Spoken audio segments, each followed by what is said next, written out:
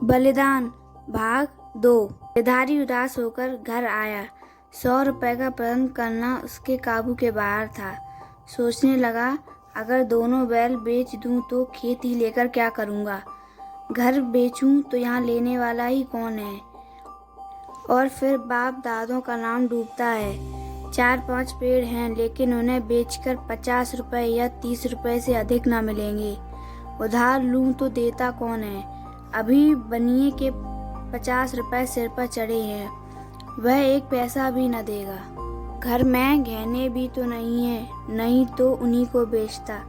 ले देकर एक हंसली बनवाई थी, वह भी बनिए के घर पर पड़ी हुई है। साल भर हो गया, छुड़ाने की नौबत न आई।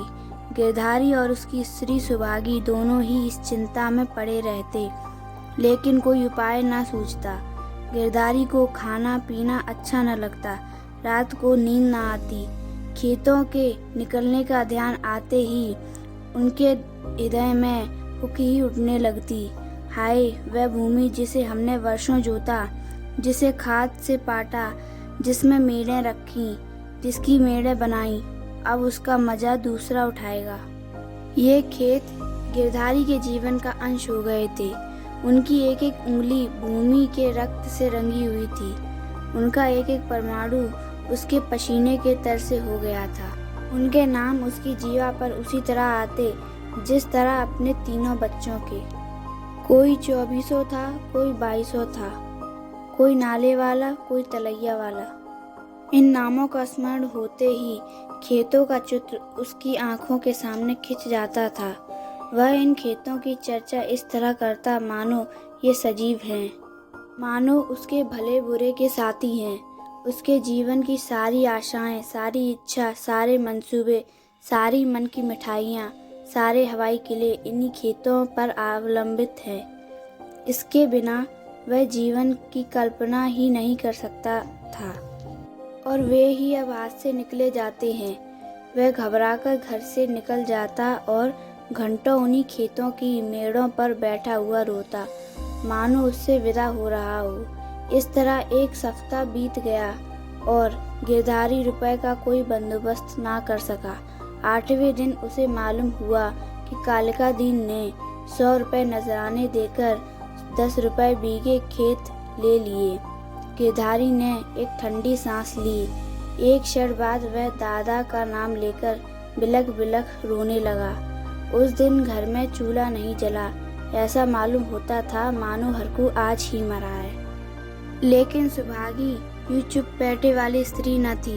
वह क्रोध से भरी हुई कालिका दीन के घर गई और उसकी स्त्री को खूब लथेड़ा। कल का वानी आज का सेठ, खेत जोतने चले हैं। देखे कौन मेरे खेत में हल ले जाता है। अपना और उसका लोहू एक कर दूं। पड़ोसियों ने उसका पक्ष लिया। सब तो है, आपस में यह चढ़ा उतरी नहीं करनी चाहिए। नारायण ने धन दिया तो क्या गरीबों को कुचलते फिरेंगे। सुभागी ने समझा, मैंने मैदान मार लिया। उसका चित्त शांत हो गया। किंतु वही वायु जो पानी में लहरें पैदा करती हैं, वृक्षों को जड़ से उखाड़ डालती हैं। सुभागी तो पड़ोसियों की पंचायत में अपने दुखड़े रोती और कालिका दीन की स्त्री से छेड़ लड़ती। इधर गिरधारी अपने द्वार पर बैठा हुआ सोचता, अब मेरा क्या हाल होगा। अब यह जीवन कैसे कटेगा। ये लड़के किसके द्वार पर जाएंगे। मजदूरी का विचार करते ही उसका हृदय व्याकुल हो जाता। इतने दिनों तक स्वाधीनता और सम्मान का सुख भोगने के बाद अधम चौकरी की शरण लेने के बदले वह मर जाना अच्छा समझता था। अब वह ग्रस्त था। उसकी गणना गांव के भले आदमियों में थी। उसे गांव के मामले में बोलने का अधिकार था। उसके घर में धन न था, पर मान था। नाई, बढ़ई, कुम्हार, पुरोहित, भाट, चौकीदार, ये सब उसका मुंह ताकते थे। अब यह मर्यादा कहाँ। अब कौन उसकी बात पूछेगा, कौन उसके द्वार पर आएगा। अब उसे किसी के बराबर बैठने का, किसी के बीच में बोलने का हक नहीं रहा। अब उसे पेट के लिए दूसरों की गुलामी करनी पड़ेगी। अब पहर रात रहे, कौन बैलों को नांदों में लगाएगा। वह दिन अब कहाँ, जब गीत गा गा कर हल चलाता था। अपने लहराते हुए खेतों को देखकर फूला ना समाता था। खलियान में अनाज का ढेर सामने रखे अपने को राजा समझता था। अब अनाज के टोकरे भर भर कर कौन लाएगा? खत्ते कहाँ, बखार कहाँ, यही सोचते सोचते गिरधारी की आंखों से आंसू की झड़ी लग जाती थी। गांव के 2-4 सज्जन जो कालिका दीन से जलते थे, कभी कभी गिरधारी की तसल्ली देने आया करते थे, पर वह उनसे भी खुलकर न बोलता। उसे मालूम था कि मैं सबकी नज़र में गिर गया हूँ। अगर कोई समझाता कि तुमने क्रियाक्रम में व्यर्थ इतने रुपए उड़ा दिए तो उसे बड़ा दुख होता।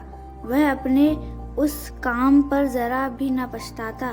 मेरे भाग्य में जो लिखा है वह होगा। पर दादा किरीट और उज्जड़ हो गया। उन्होंने अपनी जिंदगी के 4 बार खिलाकर खाया।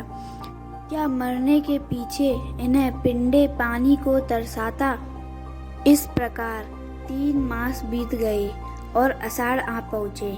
आकाश में घटाएं आईं, पानी गिरा, किसान हल जुए ठीक करने लगे, बड़े हलों की मरम्मत करने लगा।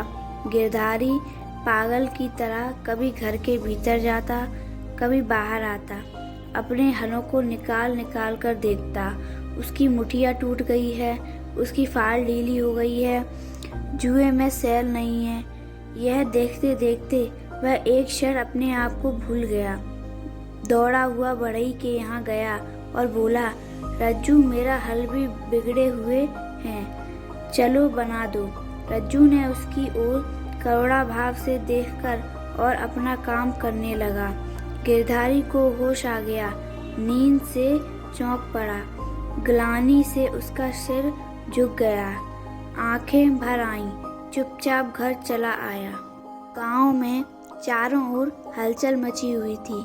कोई सन के बीज खोजता फिरता था, कोई जमींदार के चौपाल से धान के बीज लिए आता था। कहीं सलाह होती थी किस खेत में क्या बोना चाहिए, कहीं चर्चा होती थी कि पानी बहुत बरस गया, 2-4 दिन ठहर कर बोना चाहिए। गिरधारी ये बातें सुनता और जलहीन मछली की तरह तड़पता था।